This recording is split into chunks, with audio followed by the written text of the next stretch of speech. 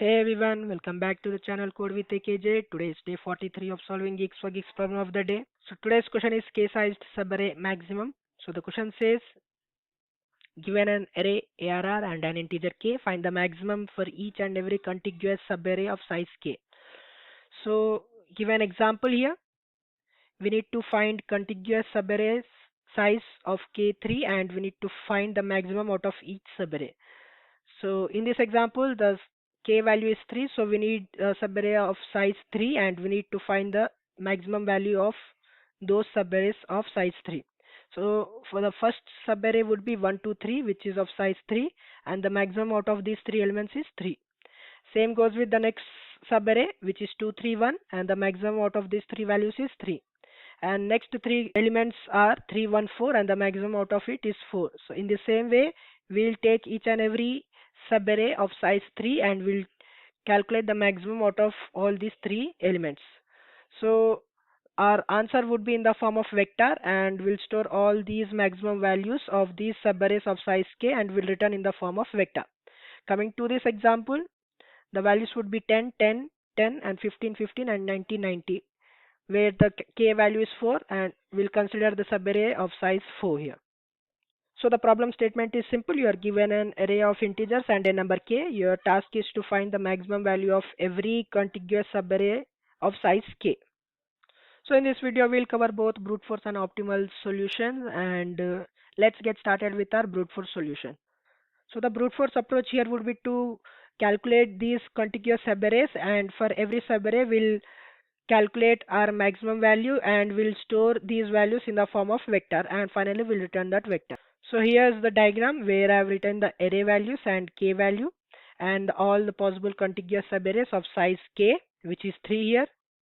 I will calculate the maximum out of these contiguous subarrays of size k, and our output would be the maximum values, which is 3, 3, 4, 5, 5, 5 and 6. So our pseudocode would be to use a for loop which will run from index 0 and it will run from n minus k, as we are taking the size of k, and we need the subarrays of size k, and we'll take another for loop which will run from I to I plus k.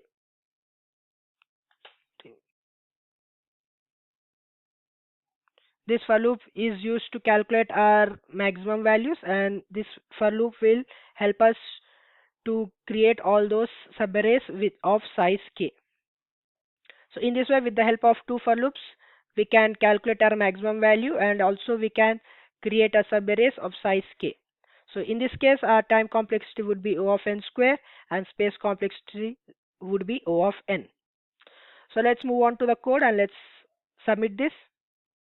So this is code for the brute force approach we have discussed, where we have taken a vector of result which will store all our maximum values of contiguous subarrays of size k. I've taken the size of an array and I've run these two for loops till n minus k, which will help us to create all these subarrays of size k, and another for loop which will run from I plus k, which will help us to take the maximum out of these current subarray values. So we'll check all these current array of j values and we'll compare it with maximum value, and if we found any greater element we'll update our max value, and finally after finishing this for loop we'll update our maximum value and push it in our result vector. And so finally, after covering all our subarrays, we'll return this result vector. So let's compile and run this.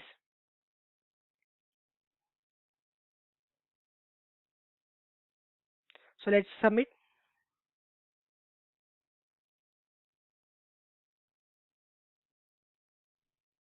As you can see, this problem approach gave us time limit exceeded, because the time complexity here would be O of n cross k, where n is the size of an array and k is the size of each subarray. So the brute force approach will struggle for larger arrays. So let's move on to the optimal approach. So to optimize it, we can use a DQ, which is double-ended queue, to store the indices of array elements. And the idea here is to maintain the maximum element at the front of the DQ, and for every new element in our sliding window, we update our DQ while keeping the maximum at the front. So in our optimal approach, we'll be using a sliding window technique with the help of DQ, which will help us to operate from both sides. So generally, how the DQ works is it helps us to push from the front and pop from the front, as well as push from the back and pop from the back. So this way, with the help of DQ, we can optimize this approach and bring our time complexity from O of n square to O of n. So let's dry run with this example. So since our Windows size is 3, so let's start from index 0. So initially our DQ will contain index 0 whose values is 1. So again when we move on to the next index, we'll check whether the DQ is empty or not. If it is not empty, we'll try to check the value with our current index value. So if the current index value is greater than the element which is present at the DQs, we'll try to remove that value and we'll push that particular index value in our DQ. So in here, since 1 is less than 2, we'll try to remove this index 0 from the DQ and we'll push the maximum elements index in our DQ. So here we'll remove index 0 and we'll push value 1 here. So again we'll try to move and increase our window size. So when we try to move from 1 to 2, we'll check this value with our DQ's last value here, which is index 1 whose value is 2. So since 2 is less than 3, we'll try to remove this index value from the DQ and we'll push the current maximum index value, which is 2 here. So in this way we'll complete a first window size whose value would be 3, and after finishing our window size of k, we'll try to return our DQ's front value which contains our maximum element. So in this case our maximum element index would be 2 whose value is 3. So we'll store this value 3 in our answer vector. So since we completed our first window, we'll try to move on with the next station. So here next value would be 1 whose index is 3. So we'll compare this value with our DQ's last element, which is index 2 and value 3. Since 3 is greater than 1, so no need to remove any values from the DQ. So the 2 index remains at the DQ's front and we'll try to push the value 1 index, which is 3, inside our DQ. So after iteration 3, our window DQ would be 2 and 3, and we completed our second window after removing our index 0 initially. Let's again check what's the maximum index value which is present at the DQ's front. Here again it's index 2.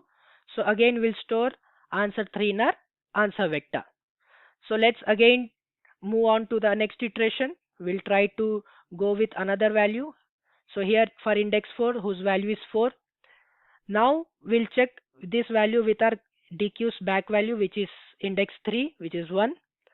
So since 1 is less than 4, we'll try to remove all these values unless the current element value is greater. So we'll remove index 3 whose value is 1 since it is less than 4. So we'll remove index 2 from the DQ since 3 is less than 4.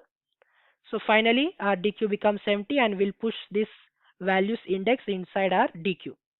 So our DQ contains value 4, and here again we completed our window which is from 2 to 4. So in this case our maximum value would be the DQ's front. So here inside our DQ's front the index is 4. So we'll store the value 4 in our answer vector in this case. So again we'll try to move to the next window by adding values of the array inside our DQ. So here the next value would be 5 whose index is also 5. So we'll compare this value with the DQ's element. Since 5 is greater than 4, we'll try to remove this 4 from the DQ and we'll add its index value inside our DQ. In this case the DQ's front is 5 index whose value is value 5. So we'll store answer 5 in our answer vector. Again while adding another elements in our DQ from the array, we'll try to compare here. Since 2 is less than 5, we'll try to include this inside our DQ without removing any other elements. Again we'll move on to the next iteration. Since 3 is greater than 2, we'll try to remove 6 index and we'll add 7 here inside our DQ. And in this particular window we'll store 5, and while adding 3 in our DQ, another window will be created and whose maximum would be 5. So finally, while adding 6 into our current window, we can see that the values 3, 2 and 5 are less than the current element 6. So we'll try to remove all these indices from the DQ. And finally, we add this highest values current index 8 into our DQ, and we'll store that particular value inside our answer vector.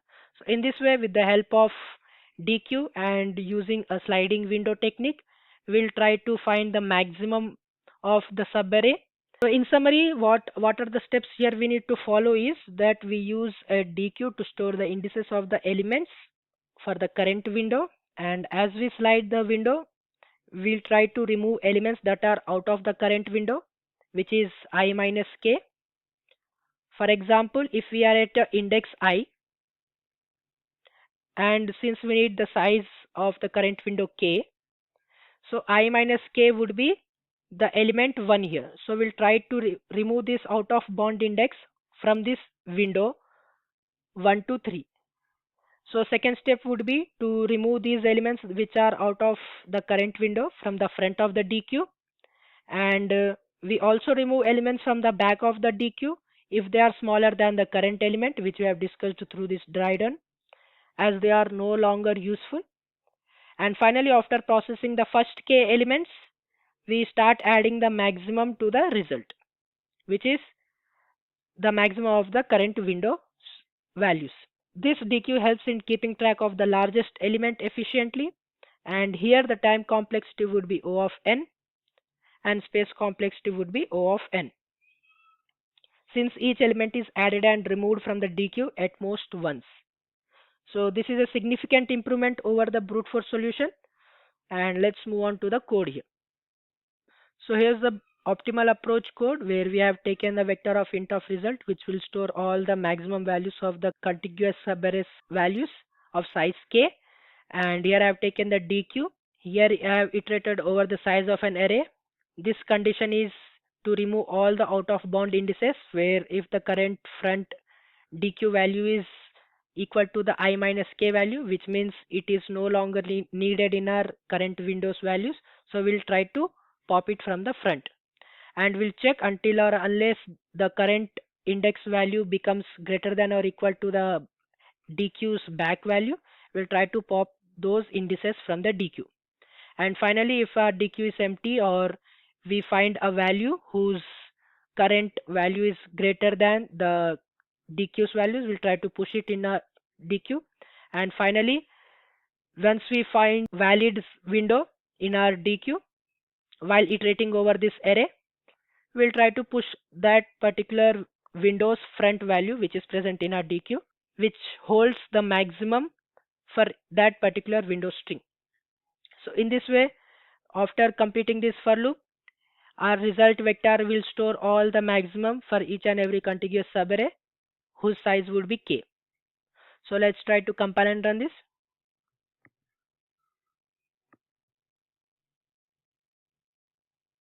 So let's submit.